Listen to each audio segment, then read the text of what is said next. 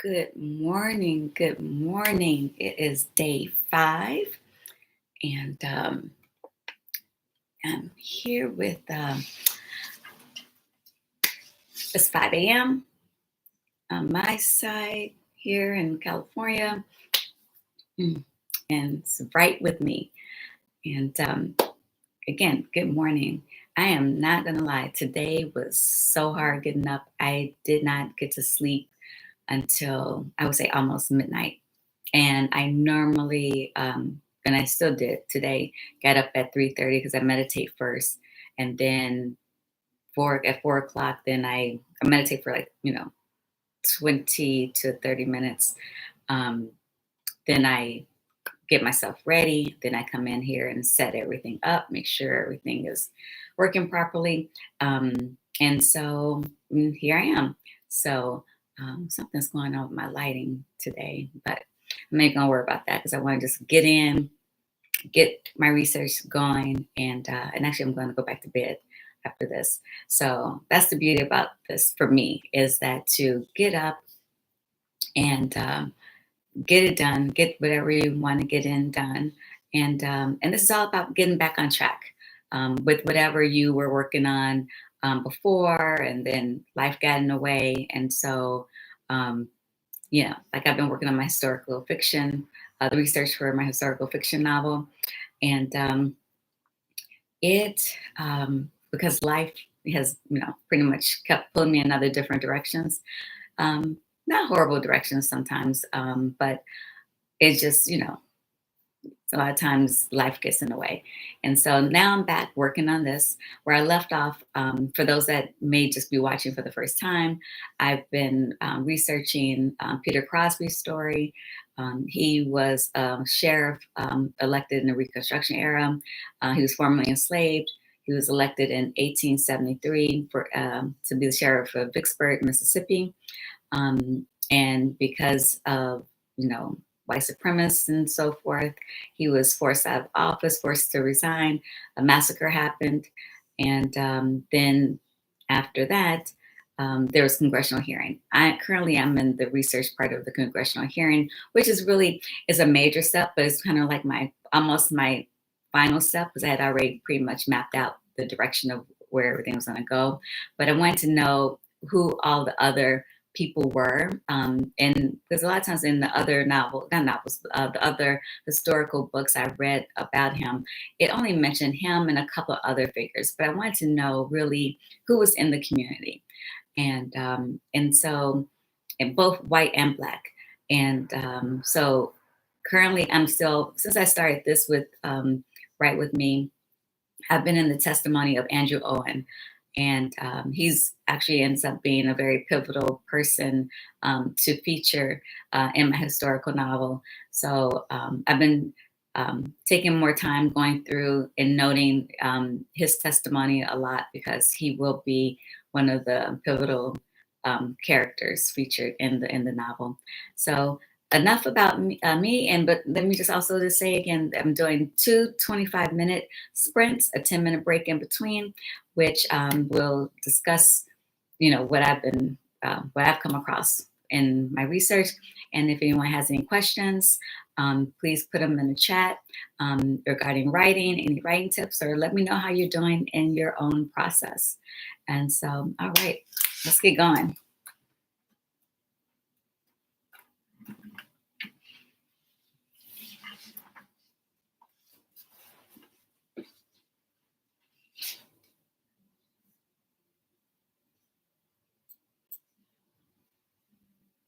Oh, one other thing I wanted to mention, this lighting's so bad right this way. But anyway, I left off in the testimony that they deducted that a lot of this was because of hard feelings. Hard feelings because their people didn't get elected. Their white folks didn't get elected. And so many of these things stirred because of, as they say, quote unquote, hard feelings.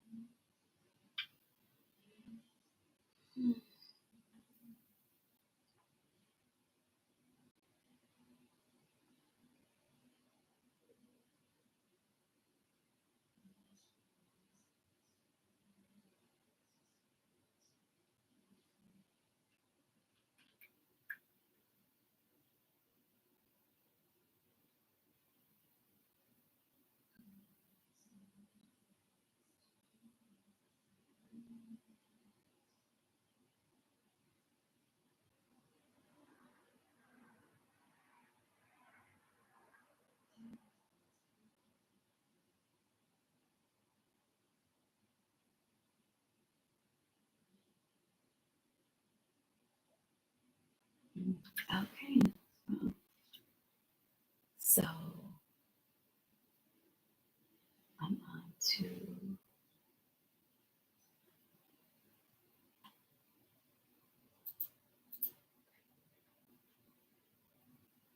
this.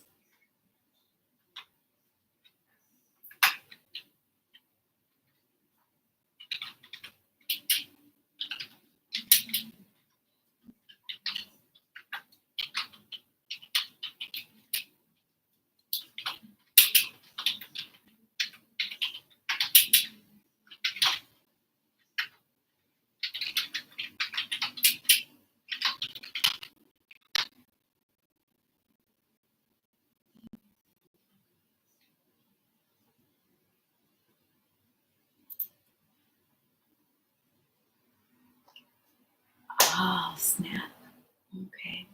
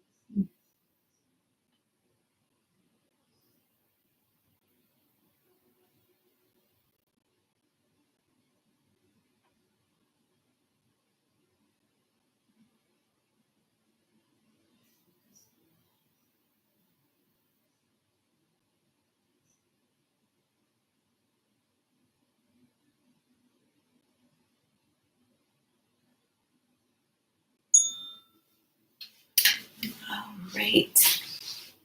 Great time. Let me set this for 10 minutes. Okay. So, actually, I'm going to turn this a little more this way. Oh, I keep it there. All right. So, I just completed going through the testimony of Andrew Owen. It seemed to end it pretty abruptly, but where they were wrapping up, they all throughout going through the testimony, especially for um, when he's being questioned by the Southern Democrats, um, they were um, always trying to pin everything that happened either on Crosby or Governor Ames. And they even tried to impeach Governor Ames. I need to see if he actually was. I know there was a whole congressional hearing regarding impeachment for him, and I need to go back to those testimonies. So that's the thing about when I stop working on the project, I forget some things, and I have to go back and get it back in my head and get all the timeline correct. And so that's one of the things too that I'm starting to get back into, because I've said I've read quite a few books regarding this, and I have tons of notes. But when you take yourself away from a project, um, it takes sometimes a while to get fully back into it, get back into the headspace of it. And that's why it's so important to stay consistent. And that's what I'm attempting to do here with this whole Write With Me. Even though I'm doing a 30-day challenge here, just to really get me back in the flow of writing again and researching and getting my head in there to just keep my head, around this particular project more so. Even if it's just for an hour a day. Like I said earlier when I first got on here, I'm super tired because I didn't sleep well last night. But it's really great for me to, no matter what, just even if it's again just an hour a day, get in here, do it, and then after this, I'm gonna probably go it's Sunday and go back to bed for a little while, and then hop on TikTok. So you can follow me on TikTok. Um, in my description, it has all of my social media links, and so and talking more about what I've found here today. So one of the things that, or one of the major things, reason why they were after Crosby, or how they tried to legitimize, make it legitimate of why they wanted him out of office. As a sheriff, and during the 1800s specifically, and during this Reconstruction era, he was in charge of collecting taxpayers' money. And so he had to have bonds in order to do that.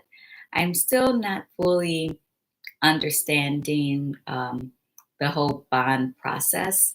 And I think I'm going to invite this one historical librarian, Dee Dee, who's in Mississippi, onto my Substack to break that down for me more, to get that understanding. But that was what they were trying to say, that he didn't have the correct bonds in order to do that. And with the bonds, from what I understand, you have to have a certain amount of value or property. I think it's kind of like a collateral type thing, but don't quote me, but I believe that's what it was. And they were saying that Peter Crosby didn't have that much money to be able to have a bond. And so therefore he should not be collecting taxpayer money. So the Taxpayer League, who were really leading the charge about getting Peter out of office.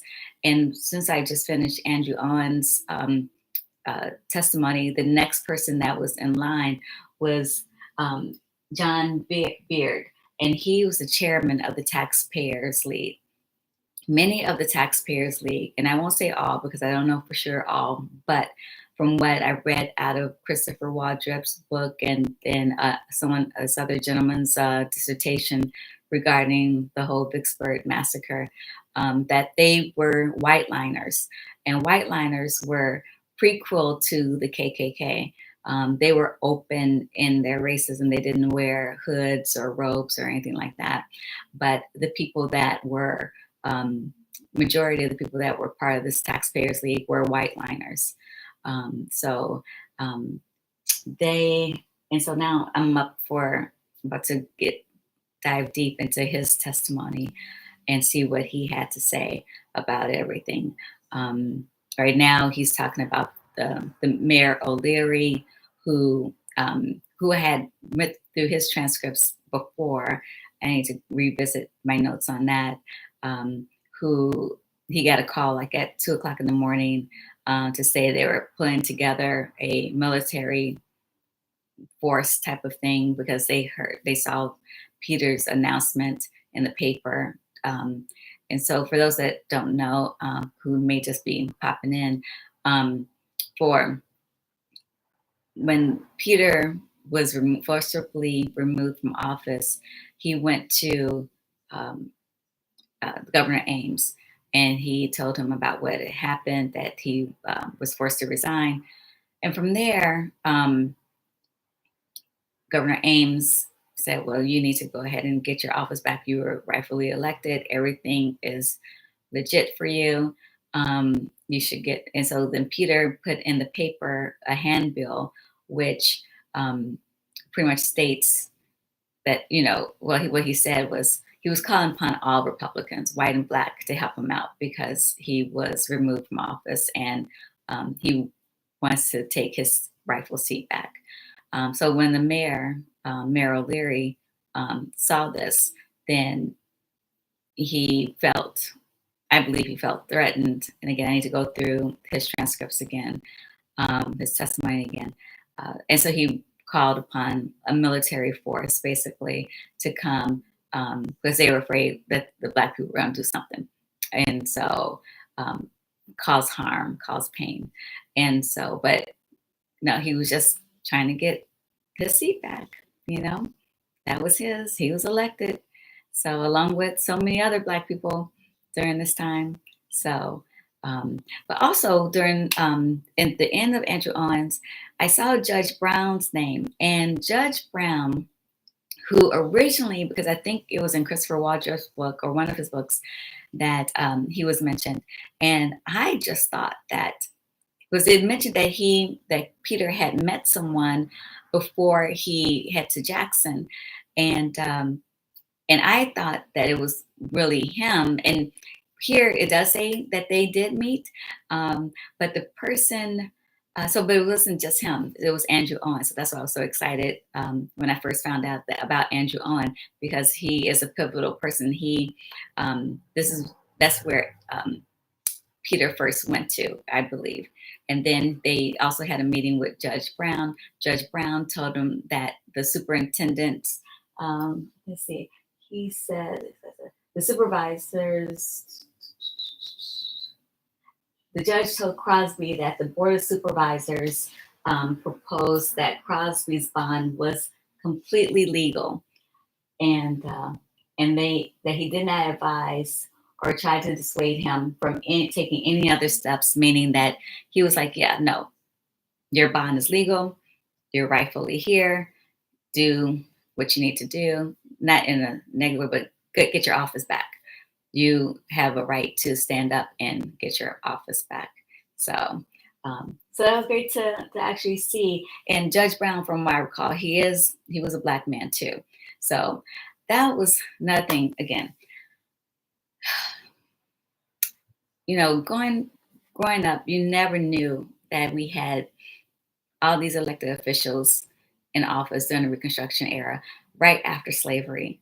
And I think about how impactful that could have been, not only for myself, but for so many Black people or people of color in general, to know the truth and to be inspired, that we're, more than what white supremacy says that we were, and it created this whole mentality that that we were less than, and so, but we weren't, and we knew we weren't, but it was the narrative that they were, putting out there, and what they're still doing today with erasing our history, and that's why these stories are so important to tell and share. So, about to get back to do 25 more minutes, so let's get to it.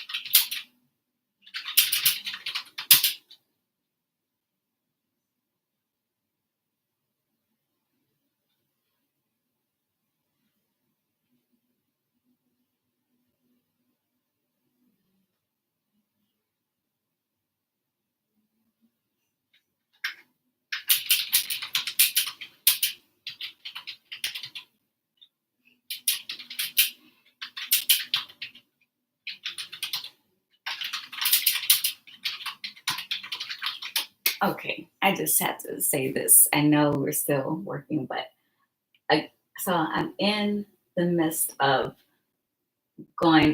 just the beginning of John Beard's testimony. And so he was woken up at 2 a.m. That Monday morning to come to the courthouse. Um, and so he made it there around 8. Anyway, he was informed that the Negroes were marching on the city and that they all engaged there to organize for their protection. For their protection.